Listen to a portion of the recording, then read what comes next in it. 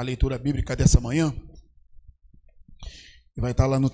Então, você não precisa se preocupar muito. Nós vamos fazer de maneira responsiva. Eu gosto muito de leitura responsiva. Então, eu vou convidar o Vitor para botar 1 Pedro, capítulo de número 1. 1 Pedro 1, até o versículo de número 10. Desculpa, eu só troco o primeiro para o segundo. 2 Pedro, capítulo de número 1, de 1 a 10. 2 Pedro.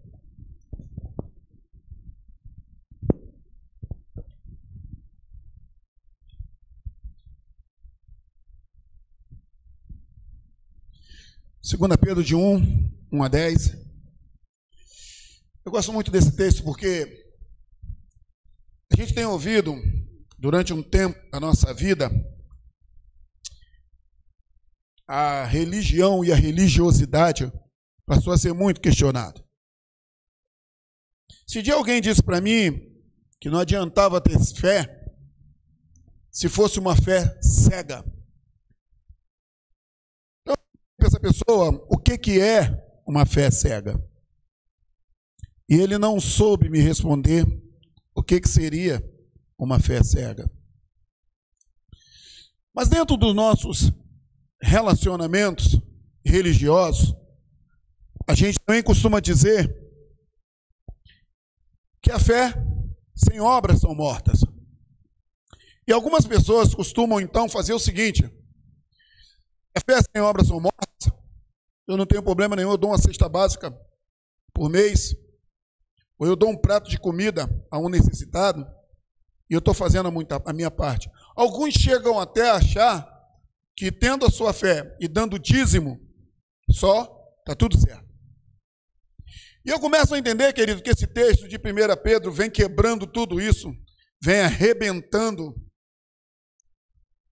assim como o coronavírus veio arrebentando com algumas formalidades, com algumas coisas muito fechadinhas que a gente tinha, com alguns contextos de vida que a gente criou para nós mesmos. E eu queria proceder essa leitura com você. Eu lerei o primeiro versículo, vocês lerão o segundo. Eu vou me virar, porque aí eu aproveito e fazemos a mesma leitura, para não ter nada diferente. Simão Pedro, servo e apóstolo de Jesus Cristo, aos que conosco alcançaram fé, igualmente preciosa pela justiça de nosso Deus e Salvador, Jesus Cristo.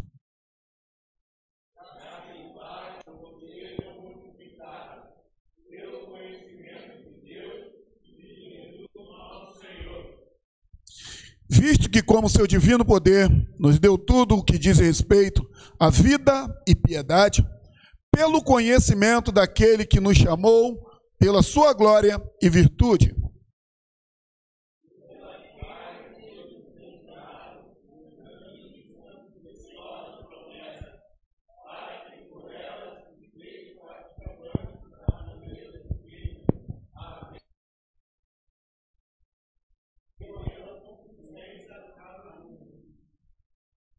E vós também, pondo nisto mesmo toda diligência, acrescentai a vossa fé e virtude, e a virtude o conhecimento.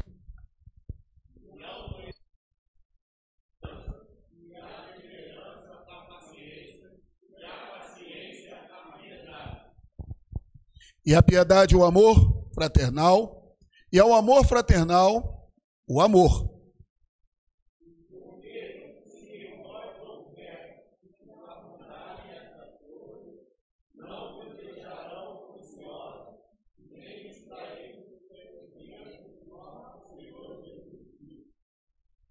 Pois aquele que em quem não há essas coisas é cego, nada vendo ao longe, havendo-se esquecido da purificação dos seus antigos pecados.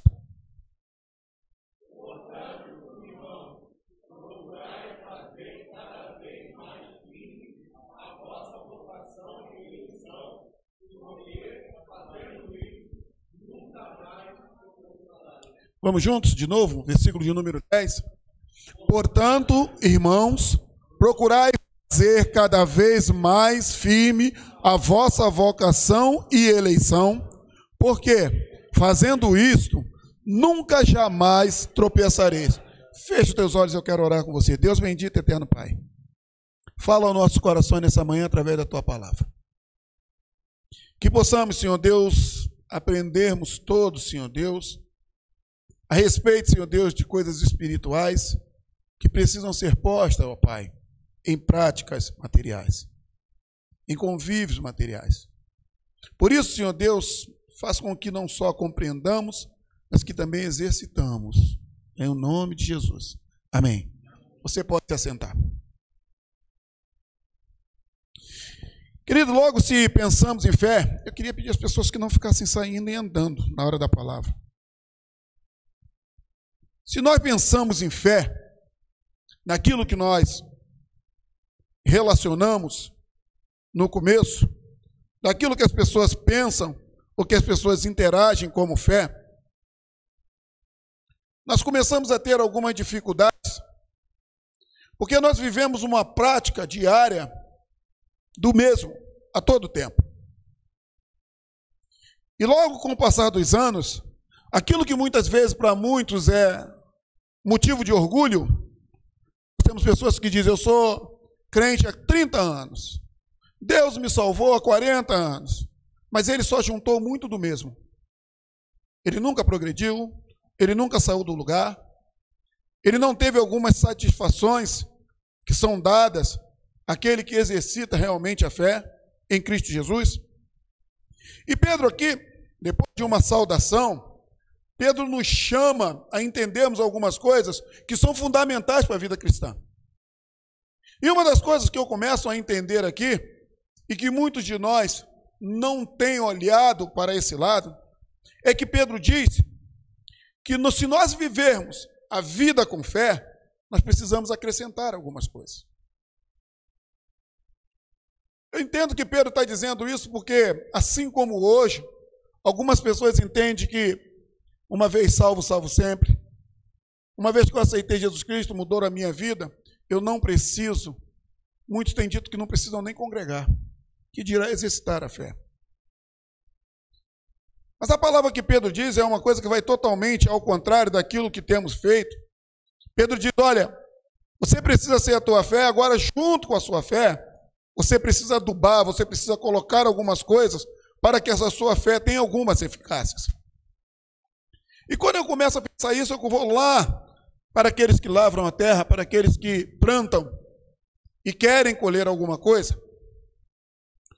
Porque a Bíblia diz que nós temos plantado muito e temos colhido pouco.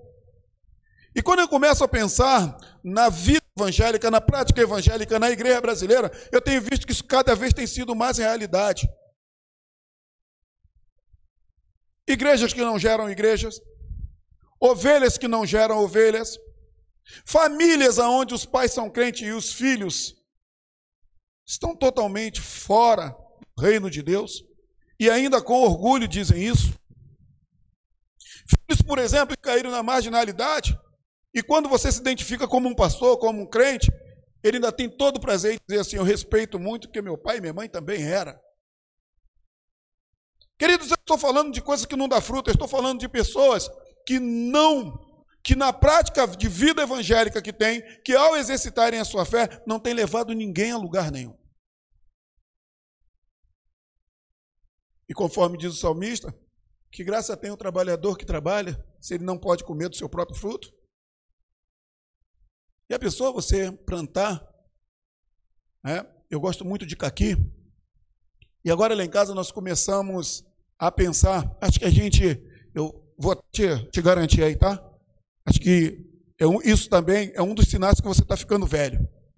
Construímos lá a parte de cima da casa, né? Fizemos a área livre lá, e agora começamos a plantar algumas coisas. E a primeira coisa, vamos plantar. E aí a Marta foi lá, escolheu, né, um pé de mexerica. Queremos plantar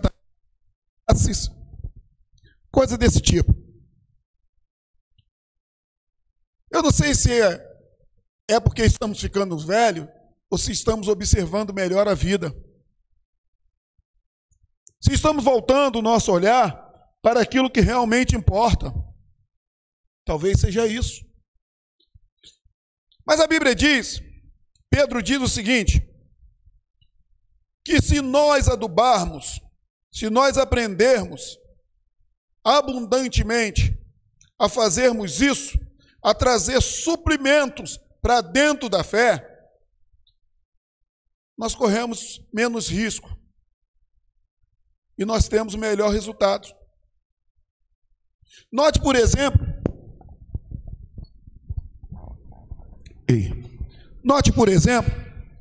que Pedro diz o seguinte, que se nós fizermos isso, trouxermos esses ingredientes para dentro da fé, nós estamos no caminho do sucesso. Mas por que nós estamos no caminho do sucesso? Pedro então enumera algumas coisas que são essenciais à fé. Quando você planta alguma coisa, como eu estou plantando em casa, eu aprendi, por exemplo, que você tem que botar uma terra, adubar. E quando nós fomos comprar a nossa terra, a pessoa que nos vendeu, né, a casa que trabalha diretamente com isso, disse, olha, negócio é o seguinte, essa terra aqui você vai levar, mas você não põe adubo nela não, porque ela já vem adubada. Se você botar adubo, você mata. Olha, tem essa planta aqui, você não pode botar muita água, porque se você botar muita água, ela morre. E nos ensinou como fazer para que isso realmente dê certo. O que Pedro está dizendo aqui, querido, é justamente isso, que eu preciso aprender como trabalhar a minha fé, como adubar a minha fé, para que as coisas realmente aconteçam na minha vida. E a primeira coisa que Pedro coloca ali, é que nós precisamos colocar em cima disso paciência. Queridos, eu vou falar uma coisa para você. Como estamos em falta de paciência? Hoje nós vínhamos no carro e vínhamos falando sobre a juventude que vivemos hoje, que não se pensa nada para o futuro, que cada dia planta menos. Por isso, que no meu olhar, é que quando alguém cria alguma coisa, se torna uma coisa estrondosa e ganha muito dinheiro. Você já pensou se a velocidade que nós temos hoje de criar algumas coisas, de repartirmos as coisas que criamos, se existisse no nosso tempo? Quando você fez aquele carrinho de rolimã, e você colocasse, se tivesse a internet para você falar, olha o que eu fiz aqui, olha, e desse uma volta naquela estrada de barro, que subia barro para tudo quanto é canto, você andando no carrinho de rolimã. E aí não ganhava. A gente ganhava dinheiro, mas naquele tempo a gente não ganhava dinheiro, mas a gente ganhava alegria. Você já pensou, o camarada que teve a oportunidade, como eu, de pegar uma latinha de leite ou de qualquer outra coisa, enchê-la de areia, fazer um furo no fundo, passar um arame, e na ponta daqueles dois arames você fazer uma dobra e botar um barbante, e aquele era o seu carrinho de você poder estar disputando corrida pela rua? Mas nós não ganhávamos dinheiro com isso, mas ganhávamos vida. Nós vivíamos, nós éramos felizes. A gente passava o tempo da noite, parte da noite, contando e cantando nas brincadeiras de roda. Hoje vivemos engaiolados dentro de casa. Com o tempo da pandemia, o dia todo meu filho, quando não está na sala, ele está no quarto. O tempo todo no celular ou no computador.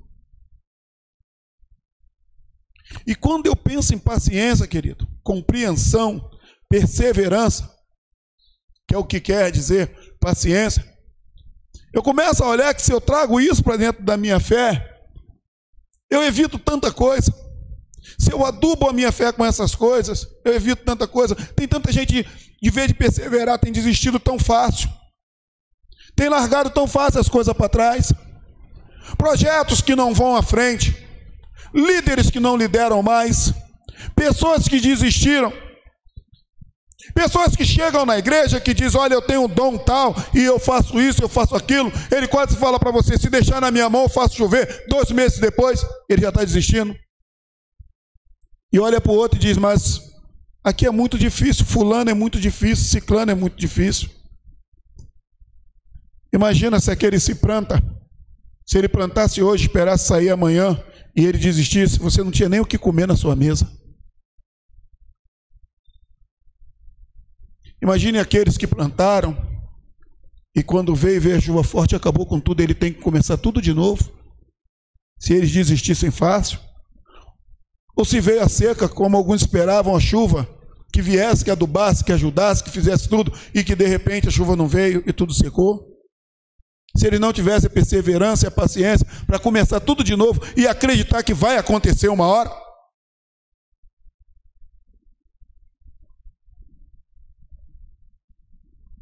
Junto disso, Pedro diz que você precisa ter a ciência. Junto da paciência, você precisa ter a ciência. A ciência é o conhecimento profundo ou corpo de conhecimentos que sistematizam algumas coisas e nos levam a termos alguns êxitos. Quando chegamos a um denominador comum, é a absorção de algumas pesquisas que traz para nós melhores relacionamentos. Querido, e quando eu penso em relacionamento, mesmo vindo do lado científico, que produz relacionamento, eu começo a pensar como é que muitas vezes até nós temos usado essa ciência a respeito da fé. Uma coisa essa pandemia tem trago de bom. Crentes que chegavam na igreja, sentavam de um lado do banco e o outro sentava do outro porque não se falavam.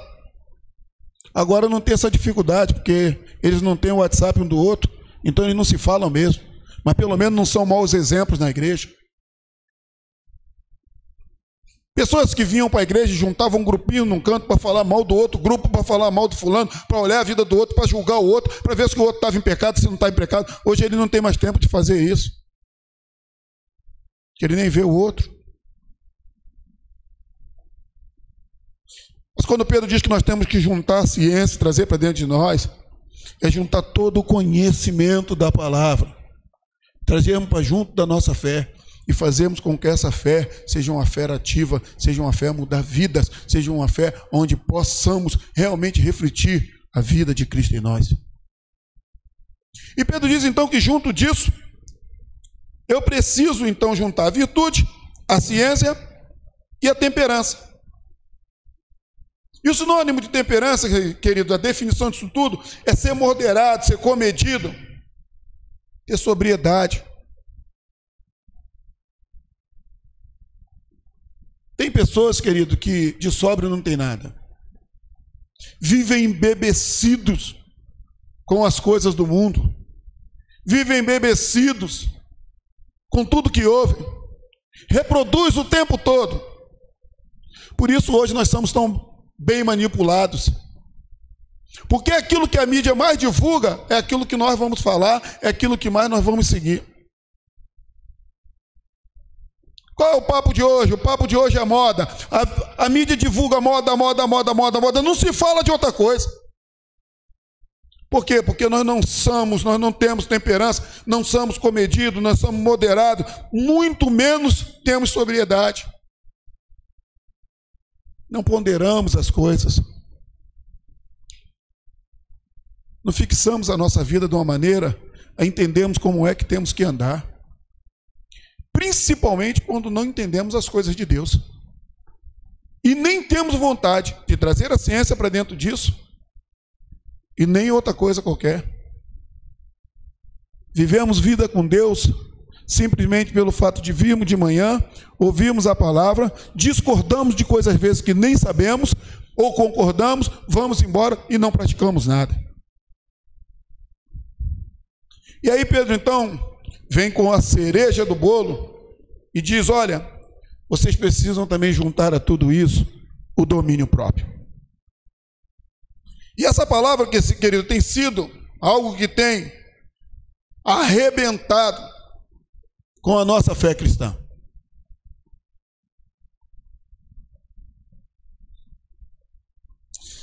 Há pouco tempo, eu sempre tive muita amizade com meus vizinhos. E há pouco tempo, a gente viu um bafafá lá na rua, você precisa ter muito cuidado para quem você toma partido, quem você não toma partido. Eu nunca falei nada com meus vizinhos, o que houve, o que não houve, o que foi, o que não foi. Nunca dei opinião, emiti opinião. Mas hoje eu precisei, pela manhã, desse vizinho. E ele veio e me serviu com toda a bondade, me ajudou. E eu acho que para ele foi inevitável tocar no assunto. E foi tão bom, porque ele me deu a oportunidade de dar uma palavra de paz, de dar uma palavra de incentivo, de amor para ele. Mas nem sempre é assim. Briga de trânsito, então, querido, não precisamos falar nada, né? Camarada para do lado do outro, e o camarada fechou o outro, ou você foi fechado. E mesmo que o outro às vezes venha com uma palavra de desculpa, você nem espera. Primeira coisa que você fala para ele é o quê? Vai para aquele lugar. Não, pastor, eu não falo, porque eu sou crente. Isso não é verdade. O que mais nós temos visto é isso. Há poucos dias eu falei isso aqui no culto. Nós vimos isso aqui na frente. O carro tentando cortar o outro aqui. O senhorzinho velho, coitado, no carro ali, todo durinho. O outro tentou cortar, quase entrou na traseira do carro do Vitor. Cheguei a falar isso aqui, né? Soltou um palavrão desse tamanho. Quando eu olhei dentro do carro, 5 pessoas, todo mundo bem arrumado, de terninho e gravata, uma Bíblia desse tamanho no painel do carro. O camarada soltou um palavrão que eu quase voei de lá para cá. E sabe por que, queridos, que Pedro diz que nós temos que juntar a nossa fé a tudo isso, o domínio próprio? Essa palavra, a palavra domínio próprio, que é a egkatreia no grego, quer dizer o quê? Autocontrole.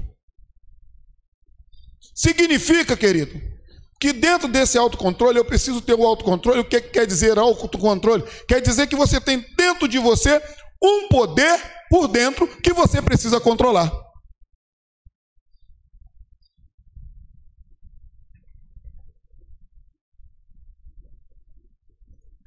Quem viu Venom aqui? Levanta a mão. Quem viu Venom? O filme. Que o camarada tem uma gosma que entra nele lá, mas que é tipo um demônio, né? Mas hoje para nós é muito difícil, né? Os nossos super-heróis de antigamente eram aqueles que apaziguavam briga, eram aqueles que não faziam mal. Hoje os nossos super-heróis são aqueles que destroem todo, que matam o bandido, que mata o camarada que é corrupto, e nós achamos bonito, achando que matar alguém está nos planos de Deus. Ah, ele matou quem não prestava, não tem problema nenhum, ele vira o meu herói.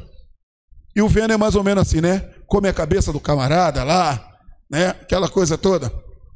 Mas o que eu queria dizer para você é que aquele camarada lá do Venom, ele tem um demônio dentro dele. E é uma força que toma posse dele, que o possui de uma maneira que aí ele fica quase que indestrutível. Talvez seja justamente isso, querido. Quando Pedro está falando de autocontrole, ele está falando que você precisa dominar a força que está dentro de você, porque esses demônios, às vezes, tomam conta da gente, essa força que nos leva, maioria das vezes, quando se manifestam a pecar, elas nos levam a pecar, é que nós precisamos ter um autocontrole sobre elas. Porque se nós não a dominarmos,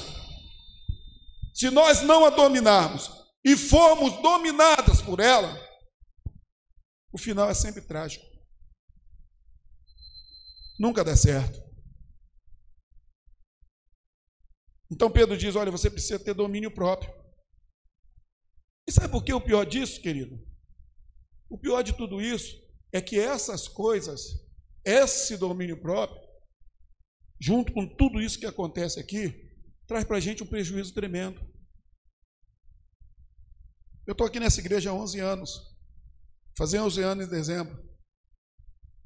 E aí você vê pessoas que gostariam de entrar por aquela porta e vir até aqui e serem muito bem recebidos, ganharem um abraço, ganharem um beijo de alguns irmãos, mas que não vêm mais, sabe por quê? porque não tiveram domínio próprio e hoje não tem coragem de passar na porta da igreja e poder entrar até aqui.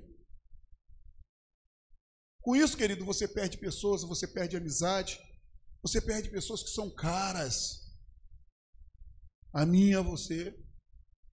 Você perde parentescos.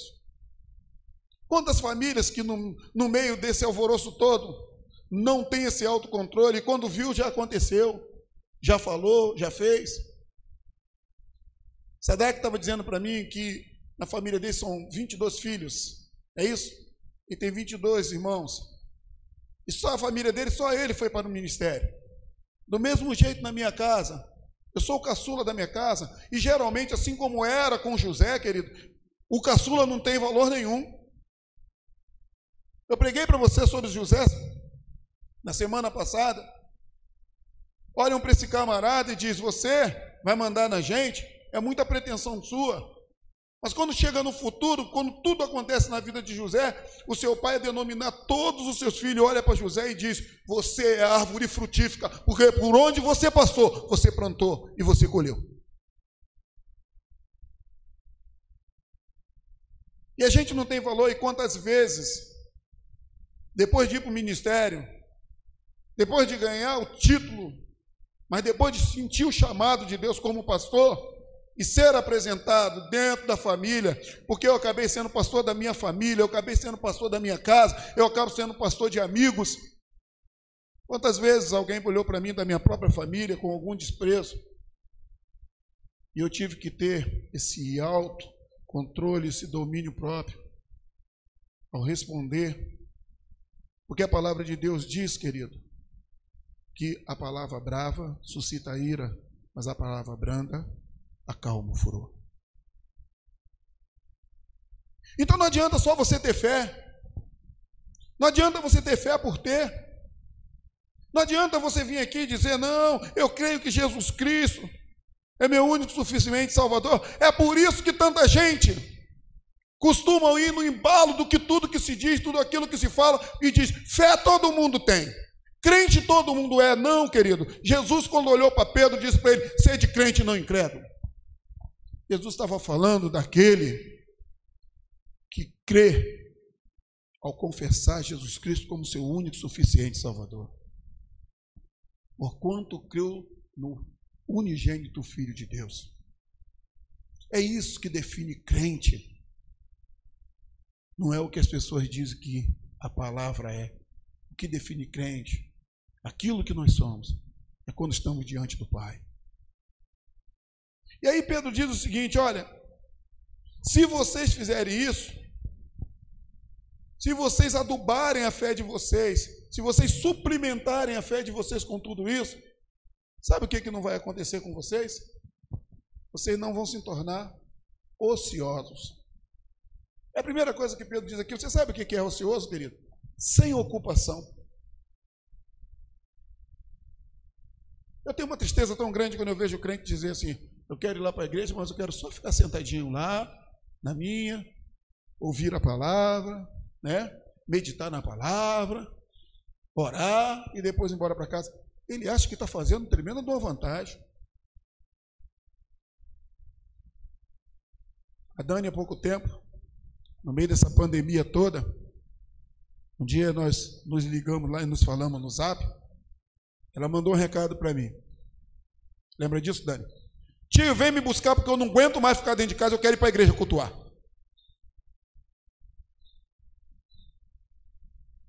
Aí esses dias eu estava em casa, ela mandou um recado para Marta: se tiver bazar na igreja, eu quero para lá ajudar a fazer. Querido, Deus não te chamou para ficar sentado na cadeira, não. Você não produz aqui, você não produz lá fora, você não produz na tua casa, você não produz no meio dos teus amigos, você não produz no meio da tua família. E no fim de tudo você quer ver resultado. Pedro diz isso: olha, se vocês fizerem desse jeito, vocês deixarão de ser ociosos. Se a sua fé de vocês estiver suplementada, adubada com essas coisas, vocês não serão ociosos. Por isso que aquele que põe a mão no arado não pode voltar para trás. Por isso que aquele que realmente se converteu, entregou sua vida a Deus, quer trabalhar para o Senhor, querido, não tem aposentadoria garantida. Por isso que não existe, querido, aquele roupão, sabe? Aquele pijama para quem colocou a mão no horário e quer trabalhar com o Senhor. Sabe por quê? Porque você não dorme. Quando Deus me chamou para o ministério, eu queria ser músico. E quando eu me rendi ao Senhor, no ministério, eu comecei a sonhar com a igreja. Há pouco tempo eu vi uma placa num caminhão, que eu falei, aquilo ali sou mais ou menos eu no ministério. Antes eu sonhava, hoje eu nem durmo.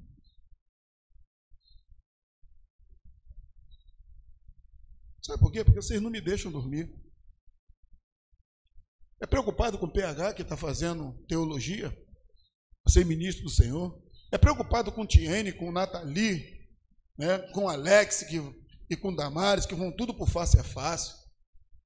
É preocupado com o Jefferson, né, com o filho novo, e que um dia não está legal, outro dia está legal, e a gente está daqui preocupado, sem saber, e a casa está infiltrando, ele não sabe se muda, se não muda, e a gente preocupado daqui.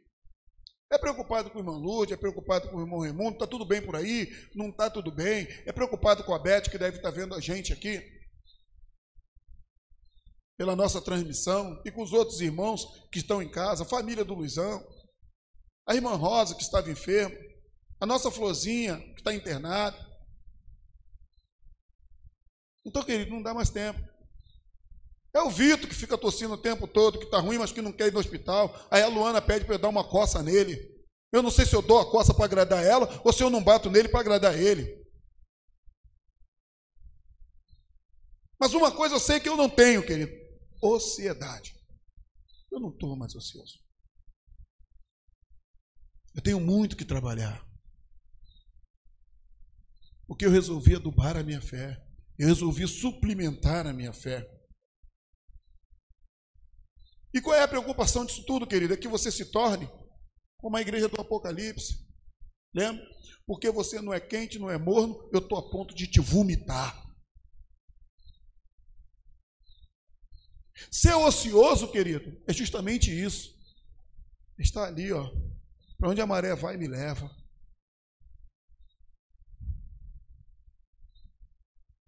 Essa semana, eu vi um cantor famoso dando um depoimento que me fez pensar muito. Se eu falar na íntegra tudo que ele falou, é claro que você vai saber de quem eu estou falando, né? Porque ele é muito conhecido por morar onde morava. Mas ele disse o seguinte: olha, se eu estivesse lá em Xerém, se eu morasse ainda em Xerém, e eu não tivesse o dinheiro que eu tenho, que ele hoje mora na Barra, ele falou: olha, se eu tivesse em Xerém e não morasse onde eu moro, meus filhos hoje com certeza estariam na igreja.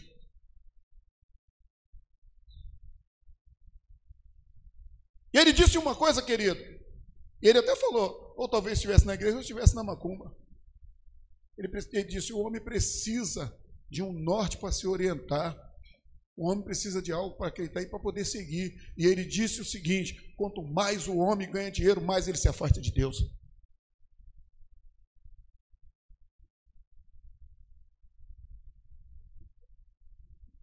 E tem tanto crente que põe a sua fé em ação para ter um carro bom, para ter uma casa boa, para ter um emprego bom, para ter um estudo bom. E aí sabe o que acontece? Ele se torna ocioso. Sabe por quê? Porque quando ele conquista tudo isso, essas coisas vão tomando lugar na vida dele, vão tirando de perto de Deus, e ele passa a gostar mais de coisa do que de Deus. Por isso Jesus vira para os seus discípulos e diz: olha, buscai primeiro o reino de Deus e a sua justiça, e todas as coisas vos serão acrescentadas. Mas busca o reino, não busca coisas. Mas a gente, a cada dia mais, nós temos buscado coisa e temos esquecido o reino. E fora do reino, querido, não dá para adubar a fé. E fora do reino não dá para suplementar a fé. E fora do reino não dá para ter eficácia de fé.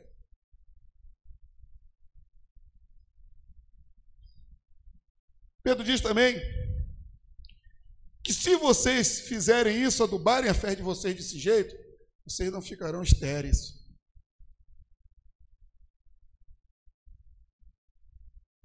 José é jogado no buraco, preguei isso para você semana passada. É vendido. E o homem que lhe compra, Potifar, é abençoado por José, com seus sonhos, com tudo que ele fazia.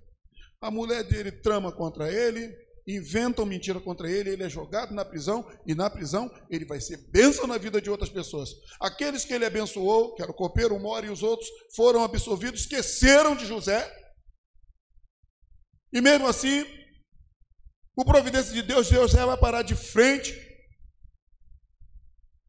com aquele que governava uma terra onde havia uma grande fome, e ele também precisa que fosse interpretado o sonho.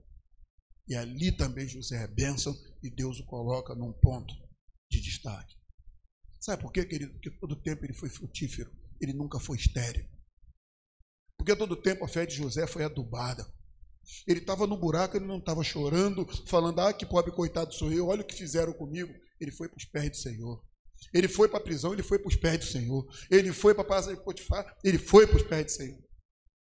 Ele foi para a casa de Faraó, ele foi para os pés do Senhor.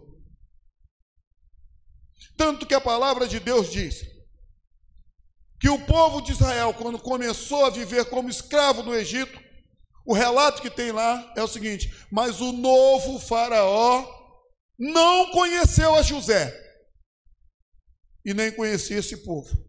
Depois que José morre, e aí a Bíblia faz o relato seguinte: ele olhou e disse, numeroso demais é esse povo, daqui a pouco eles tomam conta disso e nós vamos ser empregados deles. Algumas pessoas, querido, da tua família têm ido para o inferno porque não conhecem você como homem de Deus. Algumas pessoas da tua família têm ido para o inferno porque não têm visto a tua fé sendo colocada em prática. Algumas pessoas da tua família têm ido para o inferno porque a tua fé não é suplementada.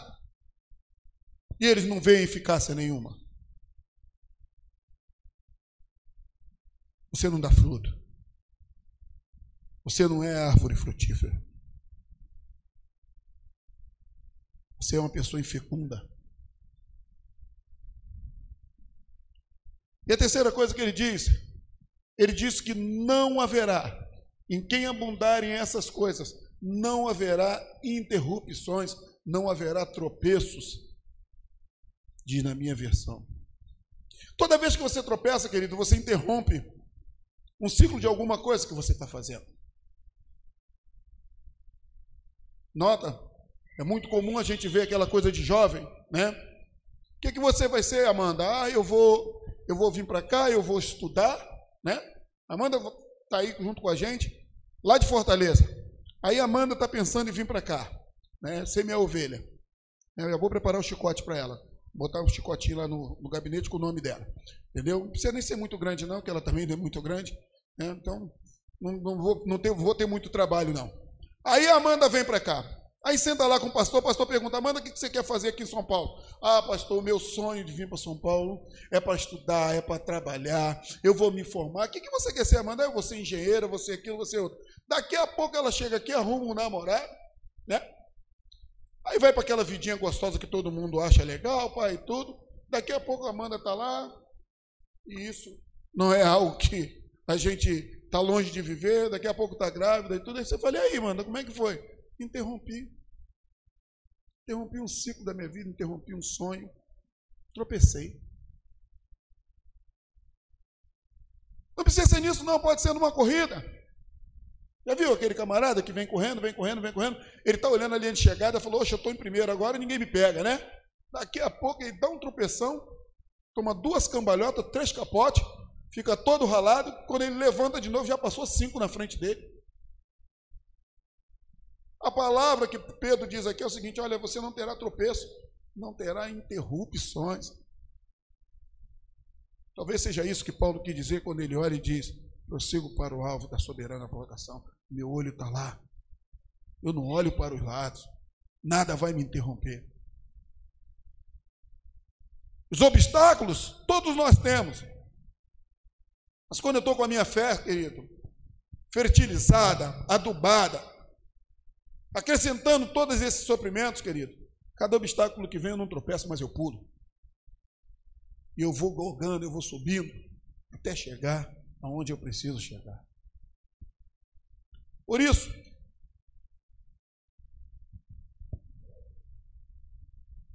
ele termina dizendo que aqueles que assim praticam Volta um pouquinho, versículo 9. Pois aquele que não é essas coisas é cego. Aquele que não aduba a sua fé, aquele que não fertiliza, aquele que não suprimenta, é cego. E aí eu pergunto para você uma coisa nessa manhã, querido. Você sabe a diferença de ser cego e não enxergar? O grande problema que nós temos na vida é que a gente acha que quem é cego é quem não tem esses dois. Ó, esses dois buraquinhos aqui, ó, que abrem uma janela e vê alguma coisa. Mas existe tanta gente que não tem essas córneas que eu tenho, que você tem, mas enxergam a fé em Cristo Jesus e a vida com Deus de uma maneira muito diferente da sua, muito mais suplementada, muito mais adubada, muito mais bem relacionada com Deus do que eu e você. A palavra de Deus nos diz isso quando ela diz, olha, vendo, enxergando, não enxergarão, ouvindo, não ouvirão. Quando eu não suprimento a fé, querido, eu posso ter todos os membros do corpo em ordem, mas sou manco, sou coxo, sou cego o tempo todo. E nós estamos cheios de gente com fé, que vivem patinando na vida cristã justamente por isso. Sabe por quê? Porque a cegueira, ela enfraquece, ela anula a razão, ela impede que nós possamos olhar as coisas com mais clareza, ela impede o nosso desenvolvimento. E aí ele costuma dizer ali, ó, que eles o quê? Esqueceram a purificação do seu antigo pecado. Tem gente com fé que esqueceu o sacrifício da cruz. Jesus virou seu colega de colégio, Deus virou seu camarada, o seu paizinho. Esqueceram do sacrifício da cruz. Esqueceu os que o levou até a presença de Deus. A fé não foi suplementada. Eu tenho uma coisa que eu digo que talvez até magoe algumas pessoas, mas eu digo que tem pessoas na igreja porque não tem coragem de ir para outro lugar.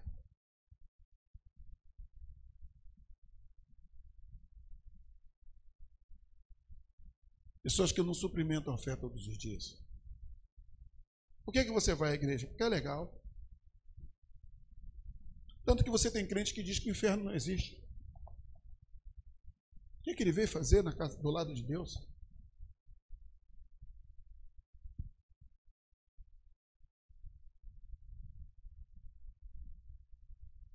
João Batista, olhando para aqueles que vinham para ser batizados, diz: raça de víboras, quem vos ensinou a fugir da ira que está para vir? E como eu preguei todo mês para vocês sobre a cruz de Cristo, você precisa botar sua fé em prática, para olhar de novo para o sacrifício da cruz, para escapar da ira de Deus.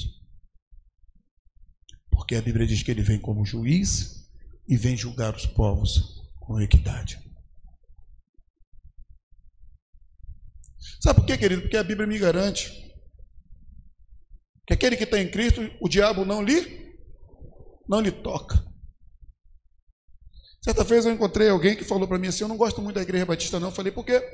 Ele falou, porque eu vou na igreja lá, e falou o nome da igreja. Seria antiético a gente estar aí falando. Ele disse, lá, toda vez que eu vou lá no culto, se manifesta um montão de demônio. E eu vou na Batista e não acontece. Eu falei, é verdade. Sabe por quê? Porque nós não vamos à igreja procurar diabo, nem procurar demônios. Eu vou na igreja para abraçar os meus irmãos e a servir ao Senhor, juntos, sermos bênçãos na vida dos outros. Mas se o demônio lá aparecer, aí sim, eu o convido a se retirar. E não é com educação. É no nome de Cristo Jesus. Sabe por quê, querido? Porque nós estamos perdendo tempo achando que podemos algumas coisas. Você precisa entender que você tem corpo limitado. A Bíblia diz em Judas, nem mesmo o arcanjo Miguel.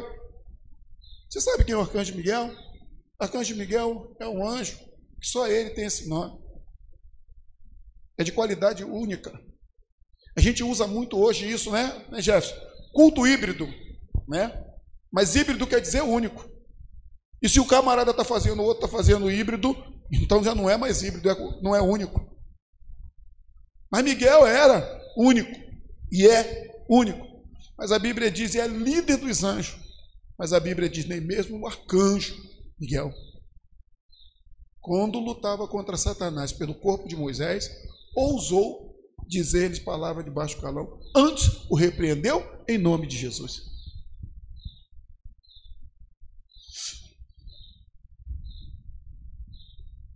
Eu já disse isso para você, como é que a coisa funciona, né?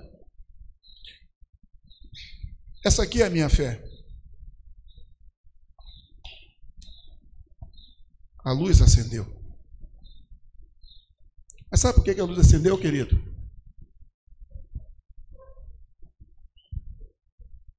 Porque a força, ela está lá.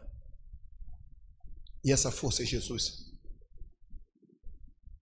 Então a minha fé, fertilizada e adubada, ela é trabalhada por Deus, ela é trabalhada por Cristo e ela dá resultado. E o resultado é justamente aquele, sabe? Traz luz sobre a vida das pessoas. Traz clareza sobre a vida das pessoas. E se eu não tenho tudo isso, eu me torno cego. O meu desejo nessa manhã é que se abra os teus olhos. A minha saída para você é que se abra os teus olhos. E que você tenha o desejo de fertilizar a sua fé. Como eu disse para você, eu gosto de plantação, gosto de comer, gosto de beber como todo mundo, mas nunca plantei. E agora estou passando por uma experiência fantástica. Plantei essa semana o pé de acerola e estou contando no dedo quando é que vai nascer para eu poder fazer o suco. E tu vai ver a hora que eu fizer o primeiro suco de acerola. Tu vai ver só se eu não vou falar aqui no púlpito. Fiz um suco da acerola que estava lá em casa, que eu plantei. Plantei pimenta biquinho também. A pimenta biquinho está cheia de pimentinha verde, né? Vou postar lá no grupo da igreja, irmã. Quando sair as pimentas lá, botar no pratinho assim, aquelas pimentinhas tudo por cima assim, ó. Vou postar no grupo da igreja. Queridos, ter a nossa fé adubada, ter a nossa fé fertilizada, nos traz alegria, nos traz satisfação, nos traz desejo de continuar frutificando no reino de Deus. E Deus não te salvou. Cristo não morreu na cruz para você, por você. Não foi para você ficar sentado, parado, mas para você botar a sua fé em prática. Para você ser bênção no reino. Para você impactar outras vidas. Mas isso só vai acontecer quando você impactar a sua própria vida. Por isso é que a palavra diz que o prazer do lavrador é comer do seu próprio fruto. Você vai ser bênção na vida de outras pessoas, querido, mas você vai ser primeiro bênção na sua própria vida. Quando a sua fé for suplementada, sabe? Você vai botar em prática aquilo que Paulo disse. E nós, olhando, 2 Coríntios capítulo 3, versículo 18, olhando que como por espelho, refletimos a imagem de Deus. Eu olho no espelho e o que eu vejo lá do outro lado já não é mais esse cara barrigudo, não é mais esse cara velho, mas o que eu vejo do outro lado não é nada daquilo que talvez eu gostaria de ser, mas é aquilo que Deus me fez sonhar ser com Ele, e eu reflito a imagem de Deus. E aí a Bíblia diz que quando isso acontece, eu cresço de glória, em nome de Jesus. Que você possa refletir a imagem de Deus, que você possa ter uma fé fertilizada, que você possa ter uma fé adubada a cada dia, por todas essas coisas, que você não se torne cego. E se você tiver cegueira, que abram os seus olhos, em nome de Jesus. Vamos ficar de pé.